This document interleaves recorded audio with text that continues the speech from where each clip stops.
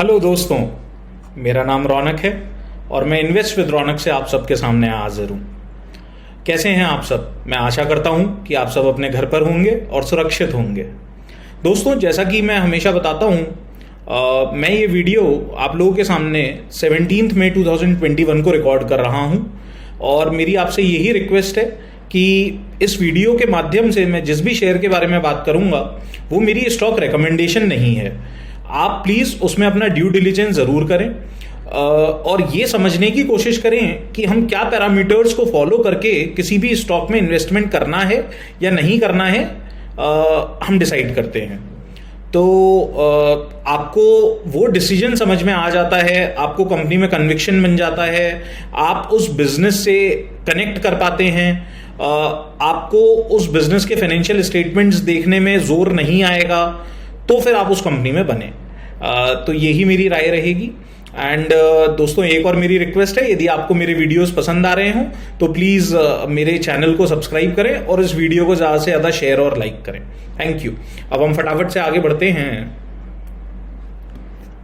तो दोस्तों, आज हम वीएसटी इंडस्ट्रीज की बात करने वाले हैं वैसे, लेकिन उससे पहले जैसा कि हम हमेशा शुरुआत एक कोटेशन से करते हैं, know what you own and know why you own it. तो अभी 2 मिनट पहले जो मैंने बात बोली है, यदि आप किसी भी शेयर में इन्वेस्टमेंट कर रहे हैं तो आपको ये पता होना चाहिए कि हम उसमें इन्वेस्टमेंट क्यों कर रहे हैं, हम अभी ही क्यों उसमें इन्वेस्टेड है, what is the reason why we are saying कि हमको उसमें अभी बाय करना चाहिए, और आप उस कंपनी को क्यों ओन करते हैं, आपने क्या ओन करा और क्यों करा, यह आपको जरूर पता होना चाहिए। तभी हम उस इन्वेस्टमेंट को फ्रूटफुली निकाल सकते हैं, तभी हम उसमें से रिजल्ट निकाल सकते हैं। तो यही है। अब इसके बाद में हम फटाफट से इसके फंडामेंटल्स की तरफ चलते हैं।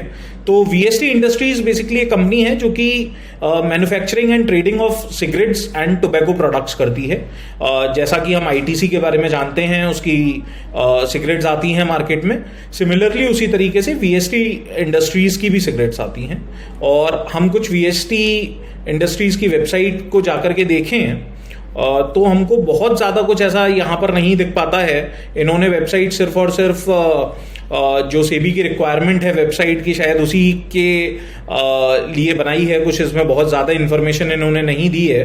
बाकी यदि हम देखेंगे तो ये वजीर सुल्तान टोबैको कंपनी लिमिटेड के नाम से इस कंपनी की शुरुआत हुई थी, VST, and this was started in year 1930। तो ये एक बहुत पुरानी कंपनी है अपने देश में। एंड इसके यदि हम किसी प्रोडक्ट्स की बात करें तो इनके ब्रांड्स चार मीनार, स्पेशल, शाह आई डेक्कन, चार्म्स वर्जीनिया के नाम से, वजीर के नाम से, इस नाम से इनके सिगरेट ब्रांड्स आते हैं और टोबैको ब्रांड्स आते हैं मार्केट में। अब हम थोड़ा सा फटाफट से दोस्तों, मैं यहाँ पर ये बताना चाहूँगा जिस चीज़ से मैं बहुत ज़्यादा प्रेम और मोहब्बत करता हूँ कि इस कंपनी का डेट टू इक्विटी रेशो 0.00 है। तो इस कंपनी पर कोई डेट नहीं है। इसका मार्केट कैप 5000 करोड़ की कंपनी है, बुक वैल्यू 609 है और इस समय 3238 पर ये ट्रेड कर रही है। यदि हम ROCE और ROCE 10 ईयर्स की बात करें तो 48% और 56% इसने हमको दिया है, जो कि बहुत बेहतरीन है। हम यूजुअली रिकमेंड करते हैं कि यदि हमको कंपनी में अच्छी ग्रोथ दिख रही है और कंपनी कहीं बेसिकली 25% के ROCE पर खड़ी हुई है और उसके इस समय टेक्निकल्स भी अच्छे हैं, तो हमको उसमें बनना चाहिए। इसके साथ ही हम यदि नीचे देखते हैं इसके पीयर कंपैरिजन में, तो हमको पता पड़ता है कि ITC is the market leader, लेकिन जैसा कि हम जानते हैं कि ITC के और भी बहुत प्रोडक्ट्स आते हैं, तो VST का इस समय मार्केट कैप 5000 करोड़ है। और नीचे चलते हैं, सेल्स की बात करते हैं तो सेल्स लमसम वही के आसपास होवर कर रही है, जहां मतलब पिछले 2 साल की सेल लगभग स्टैग्नेंट है।